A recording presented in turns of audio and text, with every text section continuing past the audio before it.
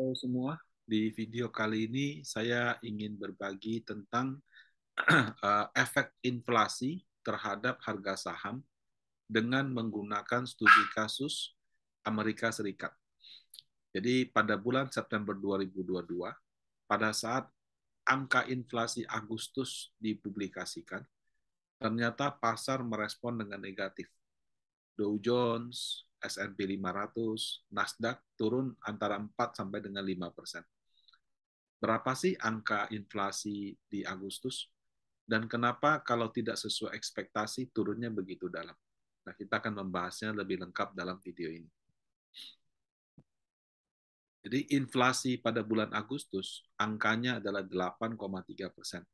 Angka ini turun dari 8,5% di bulan Juli dan sebetulnya merupakan hal yang baik. Kenapa? Karena kalau kita lihat 2022 itu tahun yang berat untuk bank sentral di banyak negara. Karena dengan angka inflasi yang tinggi dan sudah jauh di atas level yang wajar, mereka sudah tidak punya pilihan selain menaikkan suku bunga secara agresif supaya inflasinya bisa turun. Ya, walaupun orang bilang juga, ya inflasinya kan bukan karena ekonominya yang lagi bagus, inflasinya karena kelangkaan karena apa? Karena perang. Akibatnya batu bara, gas menjadi langka. Sebenarnya bukan langka sih ya, karena mereka tidak mau beli, terpaksa beli dari negara lain yang harganya lebih mahal seperti itu, terutama yang pro dan kontra perang Ukraina dan Rusia. Nah, kalau kita lihat angkanya, 2022 inflasi US itu di 6%, 7%, 8%, sempat turun, 8%-an lagi, 9%, kemudian turun menjadi 8,5 dan 8,3. Padahal waktu turun dari 9, sekian ke 8,5 di bulan Juli, itu saya ingat sekali sahamnya rally gitu. Karena wah senang sekali. Karena angka inflasi akhirnya turun dan cukup signifikan. Ini kok turun lagi responnya berbeda ya. Karena mungkin seperti ini. Jadi untuk Amerika Serikat, angka inflasi yang saya tampilkan ini adalah total inflation atau disebut juga dengan headline inflation. Jadi kalau di pemerintah kasih pengumuman angka inflasi misalnya 3% atau 4%, itu adalah headline inflation. Nah, rupanya pelaku pasar di Amerika Serikat memiliki ekspektasi di bulan Agustus seharusnya 8,1, tapi angkanya 8,3. Makanya dianggap belum memuaskan karena selisihnya cukup cukup lebar. Nah, selain itu pasar juga melihat yang namanya angka inflasi inti atau core inflation. Ya. Jadi core inflation itu inflasi itu kan barang ada banyak gitu ya. Ada barang-barang yang harganya sangat volatile, seperti harga bawang. Kalau pas lagi panen mungkin harganya 15-20 ribu.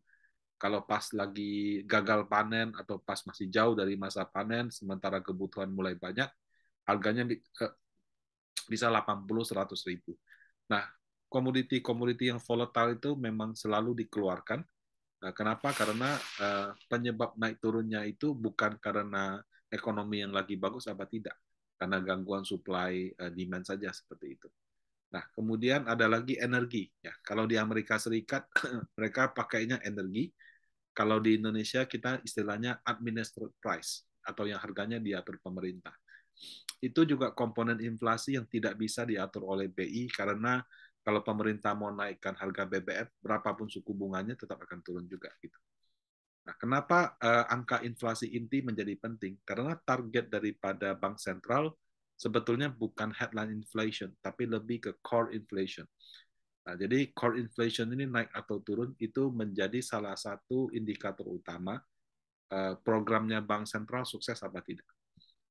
Nah, kalau kita lihat, walaupun headline inflation turun ya, dari 8,5 ke 8,3, nah, yang orang tidak duga itu ternyata core inflation malah naik dari 5,9 ke 6,3, naik 0,4%. Ini kenaikan yang cukup tinggi gitu loh.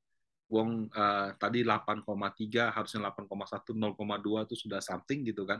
Ini 5,9 naik menjadi 6,3. Ini bahkan bukan konsensus atau perkiraan tapi angka real. Nah, jadi Hal ini dianggap walaupun total inflation-nya turun, program Bank Sentral Amerika Serikat tidak berhasil. Kenapa? Karena core inflation masih meningkat. Berapa sih core inflation yang wajar? Ya, core inflation yang wajar menurut pemerintahan Amerika Serikat adalah di sekitar 2%. Jadi kalau sekarang 6%, berarti 3 kali lipat lebih tinggi daripada target yang dia tetapkan. Nah, karena adanya core inflation yang meningkat ini, itu menjadikan adanya spekulasi. Bulan September ini kalau ada rapat Bank Sentral, wah ini yang tadinya masih orang bilang 50-75, bisa 75-100 nih. Atau kali ini 75, nanti sekali lagi jadi 100. Nah, jadi ekspektasi bahwa suku bunga naik secara agresif itu menjadi lebih tinggi. Nah, kenaikan suku bunga yang agresif itu tentunya akan negatif untuk obligasi dan pada satu titik juga akan negatif untuk saham. Kenapa? Karena dengan meningkatnya risk free rate ya, risk free rate ini Fed Fund Rate itu akan membuat orang kalau melakukan valuasi saham, discount rate-nya atau ibaratnya saya dulu beli saham ini, deposito misalnya 2%. Ya sudah, saya hitung ini dengan asumsi let's say 10%. Jadi selisihnya 8% dari deposito. Sekarang depositonya jadi 4. Saya harus diskon ini dengan 12%. Nah, selisih yang semakin besar ini akan membuat orang bilang harga saham itu yang wajarnya yang mungkin tadinya 1.000 dengan diskon rate yang lebih tinggi itu menjadi 800. Itulah yang menyebabkan harga saham turun ya. Itu secara fundamental.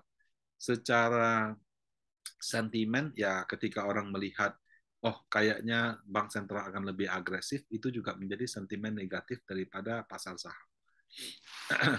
Nah, apakah ini akan terjadi di Indonesia pada saat katakan Indonesia menaikkan suku bunga juga? Tergantung. Kalau kita naikkannya cuma 25, 50, tidak. Itu sudah dalam antisipasi pasar. Tapi kalau kita naikkannya 75, 100, maka akan punya efek yang sama. Dan kemudian untuk obligasi juga sama ya. Jadi persentase kenaikan. Kemudian orang juga akan melihat apakah angka inflasinya itu dalam prediksi apa tidak. Jadi angka inflasi naik itu tidak apa-apa sepanjang sudah diperkirakan oleh pasar. Nah, kalau misalnya kenaikan BBM, pemerintah sudah kasih indikasi. Oke, kira-kira kalau naik menjadi segini, maka ketika angkanya berada pada angka realnya pada angka kisaran tersebut, walaupun meningkat, itu tidak akan menimbulkan gejolak pasar. Karena mungkin sudah diantisipasi dari jauh-jauh hari. Sebaliknya, kalau misalkan dia diperkirakan misalnya 5%, tapi angka aktualnya 5,5%, maka itu akan menimbulkan gejolak tambahan. Jadi konteksnya seperti itu. Nah, apakah penurunan saham US yang 4% ini bisa kena di Indonesia? Pada tanggal dia turun, besoknya sih saya lihat memang pasar saham Indonesia turun, tapi cuma turun sekitar 0,8%. Habis itu besoknya malah naik lagi gitu. Nah, setelahnya tentu kita tidak tahu kan, karena saham itu faktornya banyak. Bisa karena suku bunga luar negeri, laporan keuangan, kemudian sentimen dan lain-lain. Tapi apakah akan turun dalam? Kalau saya perhatikan, banyak sekali investor yang memegang cash dalam jumlah besar dan sekarang sedang menunggu koreksi pasar gitu. Nah, dana-dana tersebut menurut saya sedikit banyak akan menahan penurunan di bursa saham. Jadi, kalaupun turun, rasa-rasanya tidak akan terlalu dalam, khususnya untuk Indonesia. Ya, karena fundamental kita baik inflasi, laporan keuangan itu jauh lebih baik dibandingkan yang lain. Bagaimana dengan obligasi? Nah, kalau obligasi ini kenaikan Fed Fund Rate itu akan memicu bank sentral lain juga untuk terpaksa menaikkan sedikit lebih tinggi dan mungkin sedikit lebih cepat. Jadi harga wajar atau yield wajar obligasi sedikit banyak akan terdampak. Nah, untuk 2022 kalau angka dari panen aset yang selama ini di 6,5 sampai dengan 7 dengan adanya inflasi yang lebih tinggi dan kebijakan bank sentral yang lebih agresif ini, kita ngomong mungkin menjadi 6,75 sampai 7,25. Nah, apakah ini suatu kesempatan bagus? Menurut saya iya. Dengan IHSG yang terus mencetak rekor, kadang-kadang orang bingung kalau punya dana sekarang mau diapakan. Jadi ini sebetulnya kesempatan yang bagus untuk Anda yang mungkin punya cash dalam jumlah cukup besar, yang mungkin bobot reksadana sahamnya belum sesuai profil. Misalkan Anda nyamannya di saham, reksadana saham ada 70% dari aset Anda. Kemarin karena sudah profit taking, sahamnya cuma tinggal 10%. Nah, ini uang nih mau dimasuk tapi IHSG-nya kepala 7 terus. Menurut saya tidak ada jaminan indeks akan turun ke 6.000. Ya, juga nggak tahu apakah dia akan melaju ke 8.000 apa tidak. Tapi kalau marketnya turun 1-2% sehari, kita bisa manfaatkan untuk cicil secara bertahap sehingga bisa dapat harga rata-rata yang murah. Nah, demikian. Semoga video ini bermanfaat dan terima kasih.